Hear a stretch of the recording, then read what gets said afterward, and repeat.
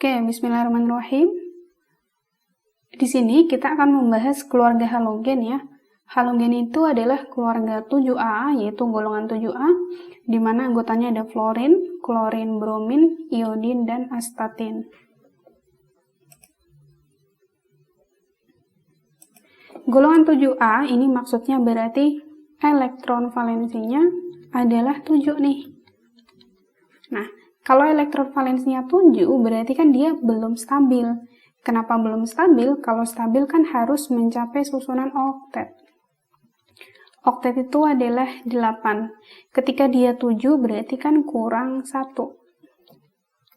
1 elektron biar dia stabil. Makanya, untuk halogen ini cenderung menangkap 1 elektron agar dia stabil, sehingga biasanya ionnya negatif, membentuk ion negatif. Halogen ini sebenarnya berasal dari 2 kata nih, dari kata halos dan genos. Halos ini adalah garam artinya. Sedangkan genos di sini adalah pembentuk. Dari sini berarti kita tahu, oh halogen itu berarti adalah keluarga pembentuk garam. Misalnya apa? Misal yang familiar di kita tuh, garam. Garam itu kan NaCl. Ada Cl di sini nih, keluarga halogen. Makanya dia disebut pembentuk garam. Lalu kalau sudah tahu anggotanya, sudah tahu arti halogen itu apa, baru kita bedah ke sifat-sifatnya. Sifat keluarga halogen. Yang pertama, ketika kita hubungkan dengan keelektronegatifan. Keelektronegatifan berarti diartikan sebagai kemampuan unsur tersebut untuk membentuk ion negatif atau kemampuan untuk menangkap elektron buat dia stabil. Nah, sehingga karena tadi di sini elektron valensinya 7 dan buat stabil itu hanya perlu menangkap 1 elektron, maka di sini keelektronegatifannya itu sangat tinggi. Artinya apa? Kalau sangat tinggi berarti mudah menangkap elektron. Oke, itu sifat yang pertama. Sifat yang kedua, kalau dia mudah menangkap elektron, kita hubungkan dengan sifat mudah reduksi maupun oksidasi. Kalau dia mudah menangkap elektron nih, berarti kan dia mudah mengalami reduksi. Atau kalau mudah mengalami reduksi, berarti kan dia oksidator kuat. Yang ketiga, dihubungkan dengan afinitas elektron. Afinitas elektron itu kan energi yang dilepas untuk menangkap elektron. Cara identifikasinya gimana nih? Kita bandingin antara saudara yang satu dengan yang lainnya ya. Dari F sampai ke AT. Kita lihat berdasarkan jari-jari nih. Jumlah kulitnya kan beda-beda nih. Nah, jadi kita bayangin gini aja. Misal kita punya yang pertama ada F di sini. F di sini 9, 2, 7. Ada 2 kulit nih. Yang kedua ada Cl 17, 2, 8, 7. Ketika kita bandingkan keduanya, yang punya kulit berbeda, ini kan untuk menangkap elektron. Kita bayangin di sini, dua-duanya sedang mencoba untuk menangkap 1 elektron ke sini. Nah, lalu di sini, yang pertama ada 2 kulit, yang kedua ada 3 kulit. Kalau 3 kulit ini berarti dia kan semakin jauh dari inti. Apa yang terjadi ketika dia Cl ini semakin jauh dari inti, maka tarikan intinya akan lebih lemah. Daripada siapa? Dari F di sini. Karena dia kan jarak intinya ke kulit terluar cuma 2 nih. Kulitnya 1, 2 dibandingkan yang Cl ada 3, 1, 2, 3. Maka di sini kan tarikan yang punya 3 kulit nih, yang Cl akan lebih lemah daripada F. Akibatnya apa? Akibatnya yang lebih mudah buat menangkap elektron ya yang F dibandingkan Cl. Karena Cl tarikannya lebih lemah. Jari-jarinya soalnya lebih panjang daripada F. Sehingga dari sini kan dapat kesimpulan kalau afinitas elektron dari F ke AT akan semakin berkurang karena jari-jari makin panjang. Sifat yang keempat, halogen ini adalah senyawa yang punya bilox bervariasi atau punya bilangan oksidasi yang bervariasi. Maksudnya gimana? Maksudnya itu bilangan oksidasinya tidak hanya satu. Misal kita contohnya ya. Contoh Cl. Cl ketika dia bereaksi menjadi senyawa, maka misal ada senyawa yang namanya HCl.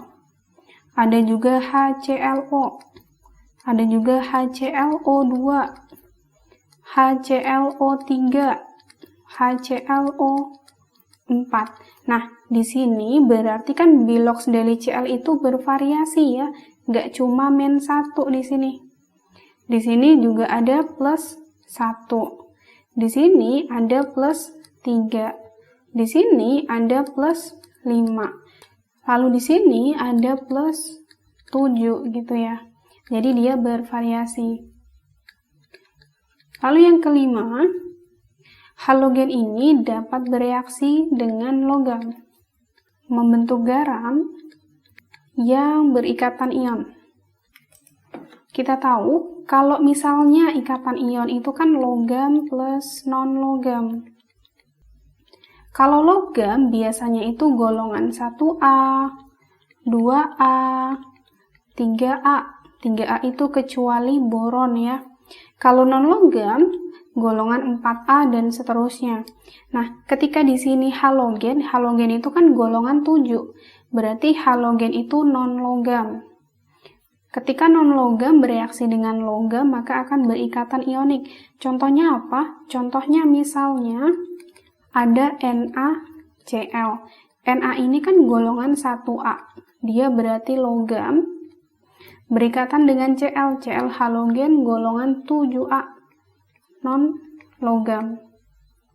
Logam plus non-logam dia akan menghasilkan ion, gitu ya. Yang keenam, dapat berikatan juga ternyata dengan sesama non-logam. Nah, kalau sama-sama non-logam, maka akan menghasilkan apa? Membentuk senyawa kovalen. Nah, di sini kalau sama-sama kovalen itu kan terbentuk dari non-logam plus non-logam. Contoh misalnya, kita punya PCl3. P ini adalah golongan 5A. Cl golongan 7A. Nah, berarti 5A itu kan non-logam, 7A juga non-logam, maka dia akan bereaksi membentuk senyawa kovalen gitu ya. Lalu untuk yang ketujuh, kita hubungkan dengan kereaktifan. Ketika F, Cl, Br, I, At makin ke bawah, kereaktifan akan makin menurun. Kenapa makin menurun? Karena tadi dihubungkan dengan jari-jari. Jari-jarinya kan makin ke bawah, dia makin panjang tuh. Kalau jari-jarinya makin panjang, maka dia tarikan inti kan makin lemah. Makin lemah sehingga makin sulit buat nangkep elektron. Maka kereaktifannya juga akan semakin menurun nih dari atas ke bawah. Sehingga F ini dia paling reaktif. Itu ada 7 sifat dari halogen. Nah, halogen ini itu terbagi menjadi 2 ya. Yang pertama, halogen sebagai molekul diatomik. Molekul diatomik berarti gini. F2, Cl2, Br2, I2 dan At2. Ketika di sini halogen bentuknya molekul diatomik, maka wujud zatnya itu berbeda-beda. Semakin ke bawah, dia wujudnya akan semakin memadat.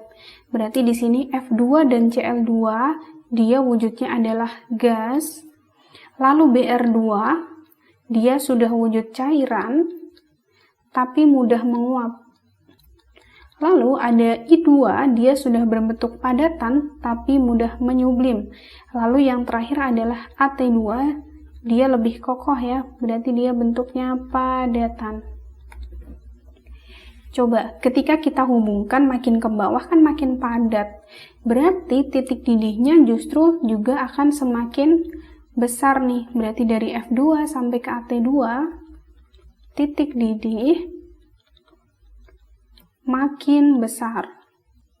Lalu kita hubungkan lagi. F2 tadi kan paling reaktif ya. Paling reaktif. Berarti dari atas ke bawah sifat oksidatornya akan semakin menurun ya. Oksidator makin turun. Karena di sini F2 itu paling reaktif. Atau sebagai atasan. Berbicara masalah atasan sama bawahan, ada cara gampang nih. Ada suatu reaksi di mana kita harus bisa mengidentifikasi apakah reaksi tersebut itu berjalan atau tidak berjalan. Misalnya, ada F2 plus KCl. Apakah dia bereaksi dibandingkan dengan Cl2 plus Kf?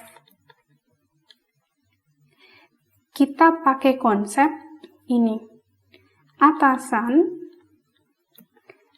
dapat mendesak bawahan. Maksudnya gimana? Maksudnya kita melihat reaksi tersebut berdasarkan tingkat kereaktifannya. Atasan itu kan lebih reaktif daripada bawahan di sini nih. F2 lebih reaktif daripada yang di bawahnya. Nah, kita lihat di sini yang di reaksi pertama, F2 ini kan unsur. Nah, unsurnya yang kita lihat. Unsur F2, apakah dia sebagai atasan di sini daripada senyawa yang KCl? Ada Cl di sini. Oke, berarti kan benar nih. F2 adalah atasan. Cl ini adalah bawahan.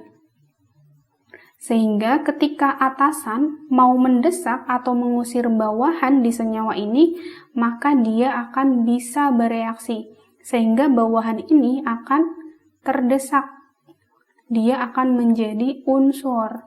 Sedangkan F2 dia akan berikatan dengan pasangan bawahan yang sebelumnya. Berarti di sini ada Kf plus Cl2 ya. Berarti dia bereaksi. Lalu yang kedua nih, ada Cl2 plus Kf. Kita lihat, oh Cl2 ini kan sebagai unsur. Lalu ada F yang mau didesak.